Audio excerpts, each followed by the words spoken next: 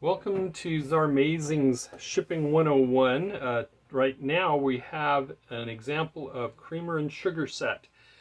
This is an especially nice one. It's a set out of Germany, vintage, possibly antique, probably just vintage. So first thing to do is to decide on the size of box that we want. Handy dandy little Stanley measure here, and you can see if we measure both of those, they're about 10 inches long together, probably a little bit less, so a 10-inch box at least.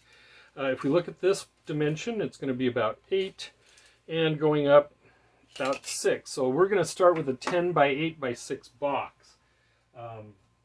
That is one of the standard sizes here from eBay. So that's one of the ones that we have from eBay. I'm just going to go ahead and create that, and with 10 inches I'm going to probably get a 15-inch hot tape.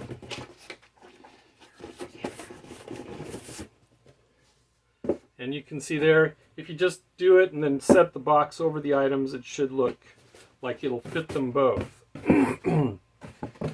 My first step for something like this is typically to use foam in the bottom of the box, because I mean these are some of those pieces that you want so well protected that we're going to start with some foam in the bottom, and I'm going to just cut that down to a size here. We'll go this way, and once again, this is just bed foam that I pick up at Walmart. It's a twin size bed foam.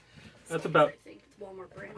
It's Mainstays. It's a Walmart brand. It's about $10, $10 to $12 for a size. And there I have my foam in the bottom. So that's the first step. Now, with this particular item, the creamer with the lid, it gets a little bit funky. And so typically what I do is I have a piece of air pillow in there. I'm going to see if I can find one that I have here. Just one piece of air pillow. Kind of go down, like push in the middle of it to kind of squeeze it in there. Because what I'll do is as I wrap it, I will put the lid upside down. And that will keep it from being too tall. It's only going to be about as tall there as the creamer. So that sugar lid, the handle will be protected inside there, and we'll have some nice protection that way. Now with these little handles here, typically what I do is I grab some really small pieces of pool noodle. Got these at the dollar store, and I'm just going to probably try to cut just a little bit to force it in there, into that handle, between the handle and the there we go. It's going to provide some extra protection that way. You can see those are just little pieces. The whole idea is to provide any kind of shock that it might happen to it. You know, if it hits it there with something to back it up, it's going to absorb some of the shock throughout the whole item. Now, with that done, I'm going to go ahead and grab some of the thin bubble again. This one probably, I'm just going to take a quick look here and see. We might get away with one sheet. I'm going to go with 2 just in case, because honestly I'd rather protect this a little bit more than a little bit less. And I'm just going to take that thin bubble, and you can see there I'm kind of taking that thin bubble, I'm putting it in there. I'm going to put that first wrap of the bubble over it. I'm going to take the lid, I'm going to push the lid down, and that's going to protect the lid.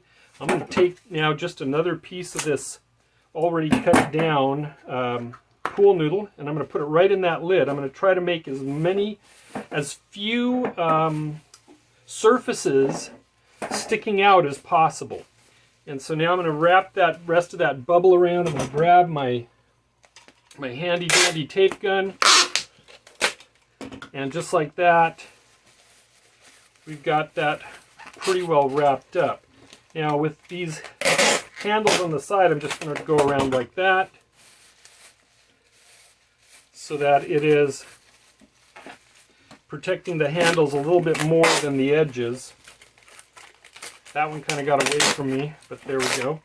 And so now I have that pretty nicely packaged. Not quite done with it yet, but I'm going to set it aside because I want to get the other piece, the creamer piece, worked on next. Now, because this is far more round, I'm just going to take that noodle, I'm going to drop it right in, cut it off at the height of that. Once again, I'm trying to provide as many flat surfaces as possible so that it does not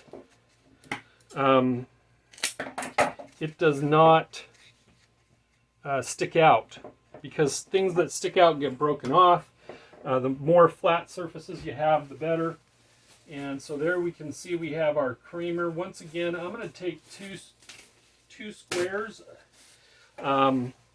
This is if you have any questions about where we get our items, just put it in the comments, and we'll see about answering that. But there you can see we're just going to go ahead and take that two squares of bubble wrap, take that right around there. Looks like I've got a little bit of a tear there that I got, so I'm going to pull some of this bubble wrap that way to kind of help cover that tear that I just made. And hey, if you tear your stuff too, I mean, it happens, right? We've all done it. I'm by no means perfect, even though I try to convince my wife I am. She knows me better than that. There we go. So now we have that nice and done. I'm going to bring up the box. I'm going to see how they're going to fit in the box, and then I'm going to decide on what I'm going to do. We've got them. They sit pretty well side by side. Now, one thing I'm going to do to protect the handles, one more thing I'm going to do is I'm going to take some more of this pool noodle, and I'm just going to cut it in half here. I'm going to grab my handy dandy knife. Don't cut yourself. Don't let the kids play with the knives, or unless you... My wife doesn't like playing with the knife either, so I'm the one who's tasked to do that. And now what I'm going to do, because of how these are situated, I'm just going to put it around, basically from the bottom, over the top and around to the bottom again. And then I'm going to tighten that. Now that's going to protect those. Those handles again from shock should it happen. My wife's helping me there. She's putting it on. There you can see. That's it. I mean, that is pretty well done. I'm just going to do a quick around like that. It's going to stick. It's going to take up some more of that space. Space is your enemy in a box with shipping. And so what you want to do is you want to take up as much space as you can. It's why we use bubble wrap. It's why we use the fillers, etc. There we go. My wife's helping me with this one as well. There we go. You can see all it's doing is protecting those handles and some of those other items. And just a quick once around, and that piece is ready for shipment almost. Now this box is just a bit big for this. So what we're going to do is we're going to protect it inside here just a little bit. When you cut down boxes, I do highly recommend that you keep the pieces of your boxes. And you can see here, this is just a little piece of the top of a box that we cut off because we didn't need it. I'm just going to fold it into kind of an S or a Z shape, depending on what your preference for letters is. You can see there. And I'm just going to drop that in between them. Now it's air pillow time. A couple of air pillows here. A couple of air pillows on the other side. I should probably have another air pillow here. That looks like it's a empty space. Space is my enemy. One more air pillow if I can find one that's relatively small. Now there we got a couple here that are relatively small. And we just kind of poke those in until there's no air, no space that's not being that's going to have any kind of way for it to shift in shipping. Now we're just going to go ahead and grab this foam. We're just going to cut it down again right there. And in this case, this one's actually going to cut just a little bit short. Right there. Drop that on top. And there you have it. We're going to shake it. Nope, nothing's moving.